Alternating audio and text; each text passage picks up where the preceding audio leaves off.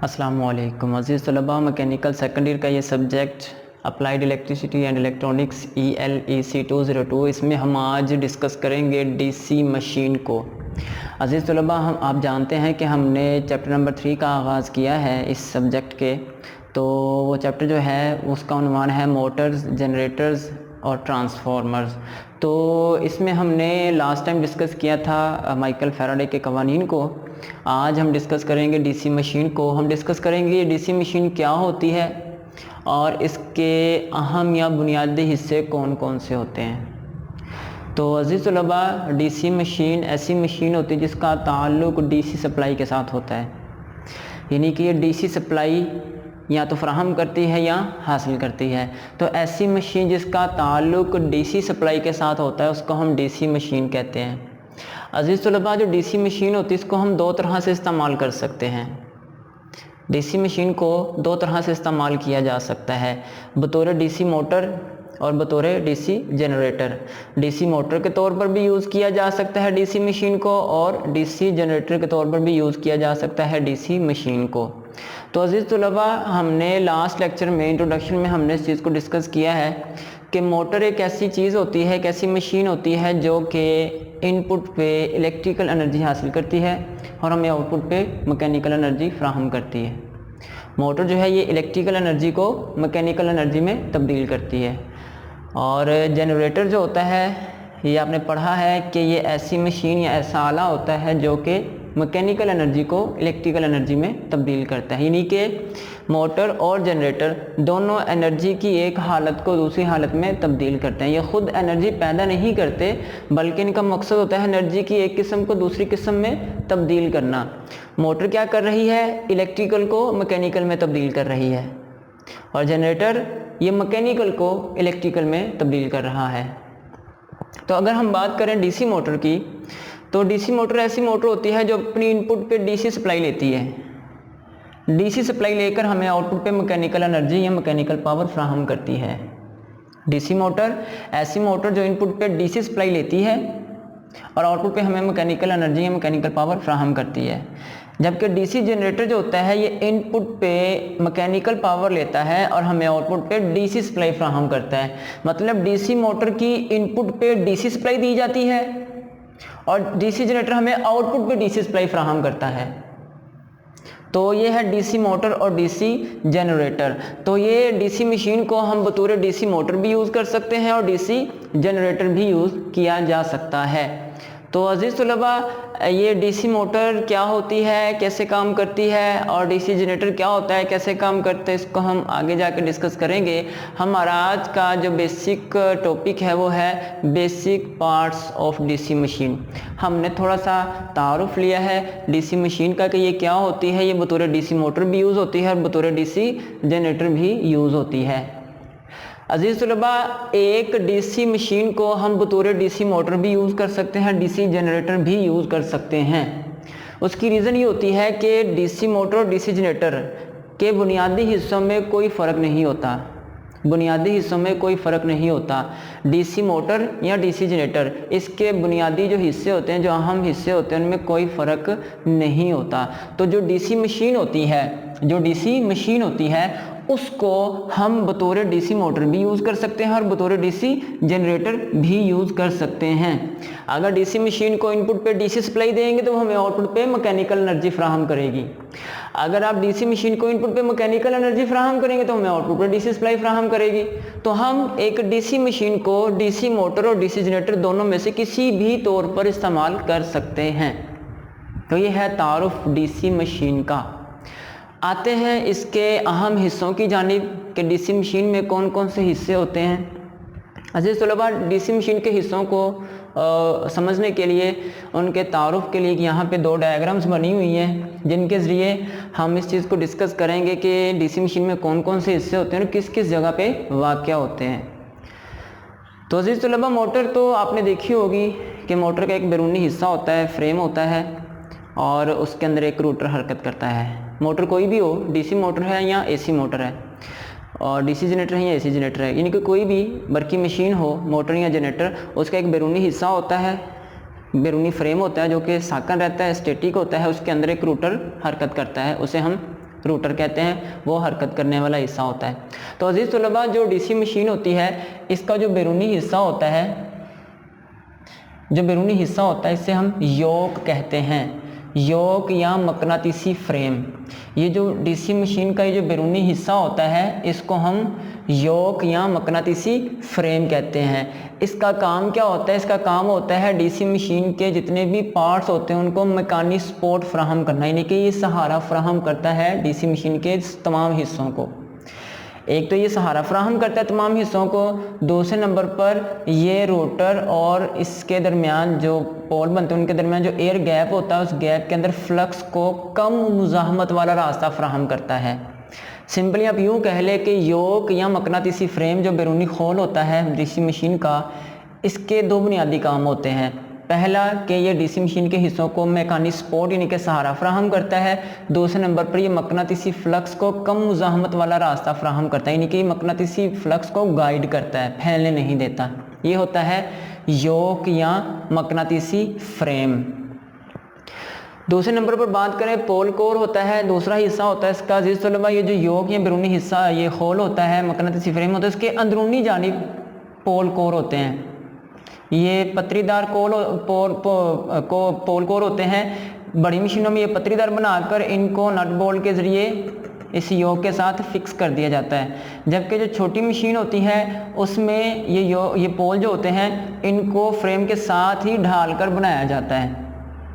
बड़ी मशीनों में ये पतरीदार बनाकर इन पोल्स को नट बोल्ट के ज़रिए योक के साथ फिक्स कर दिया जाता है, जबकि जो छोटी मशीनें होती हैं उनमें ये जो है ये इसी फ्रेम के साथ ढाल कर बनाया जाता है, इनके उसके साथ ये परमानेंटली फिक्स होते हैं। तो ये पोल कोर होते हैं। पोल कोर जो होते हैं इनके ऊपर वाइंडिंग की जाती है। हर पोल के ऊपर जो कॉपर कंडक्टर होता है उसकी वाइंडिंग की जाती है, उसे हम कहते हैं फील्ड वाइंडिंग। तो जब फील्ड वाइंडिंग की जाती है हर पोल के ऊपर फील्ड वाइंडिंग की जाती है, इस फील्ड वाइंडिंग को जब सप्लाई से जोड़ा जाता है तो ये वाइंडिंग फ्लक्स पैदा करती है। इस वाइंडिंग को जब सप्लाई फ्राहम की जाती है, डीसी सप्लाई फ्राहम की जाती है, तो ये वाइंडिंग ये कॉइल जो फ्लक्स पैदा करती है, उस फ्लक्स के पैदा करने की वजह से जो पोल होता है ये मकनातीस बन जाता है, और मकनातीस बनने की वजह से क्या करता है ये इस यहाँ पर फ्लक्स जो है उसको चलाता है। तो ये जो पोल कोर होता है इसके ऊपर फील्ड वाइंडिंग होती है। फील्ड वाइंडिंग को जब सप्लाई फ्राहम की जाती है तो मकनातीसी फ्लक्स पैदा होता है, जिससे पोल जो है ये मकनातीस बन जाता है, जिसकी वजह से ये फ्लक्स को चलाता है। तो ये इसका फेस होता है, पोल फेस, यानी कि रोटर के सामने वाला हिस्सा जो होता है।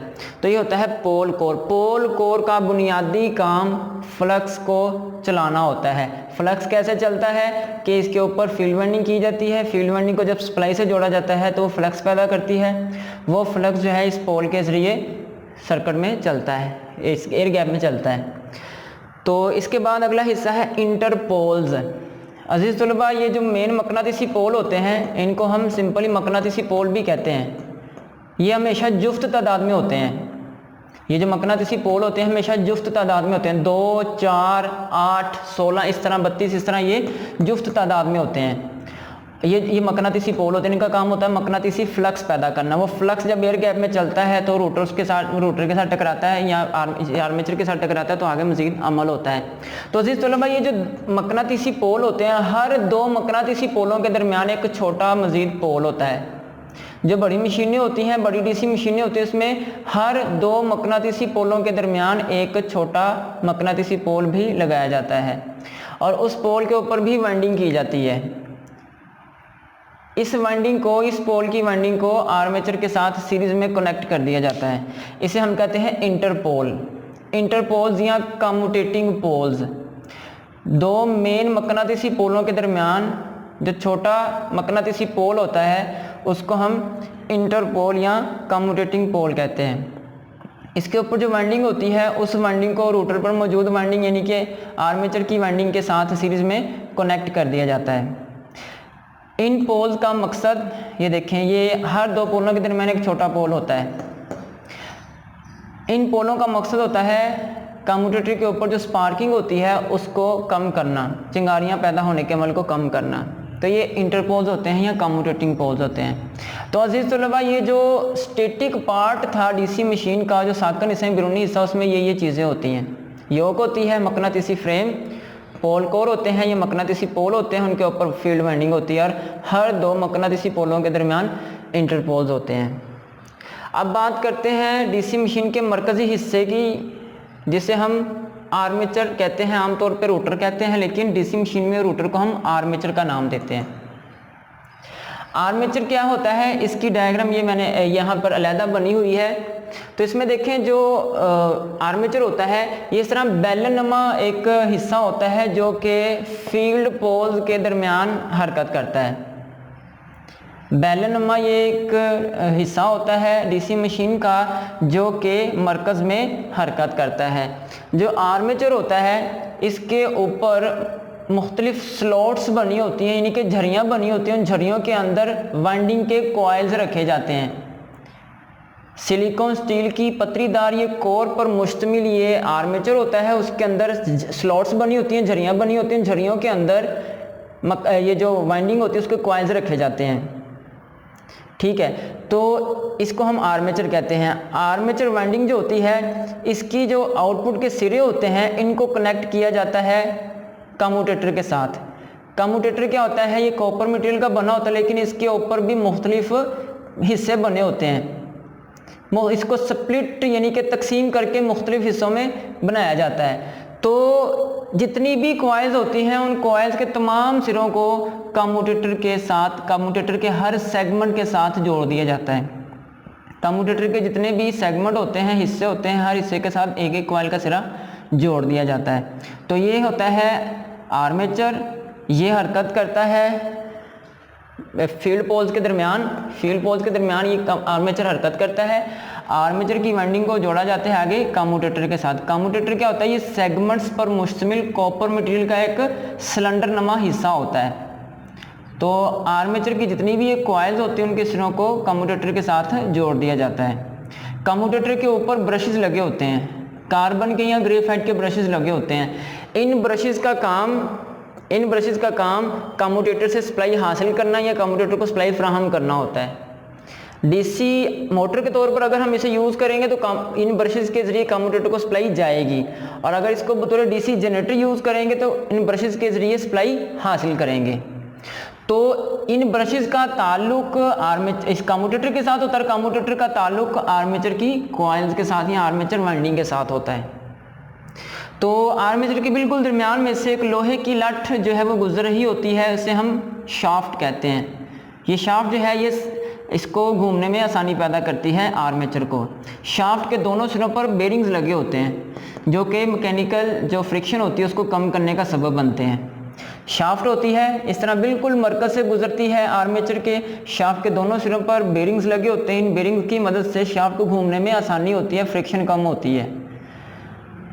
ठीक हो गया, ये है टोटल आर्मेचर। आर्मेचर में देखें armature winding, commutator, brushes, shaft और बेरिंग्स, ये हिस्से जो है ये मरकज़ी हिस्सा होता है जो कि फील्ड पोल्स के दरमियान हरकत करता है।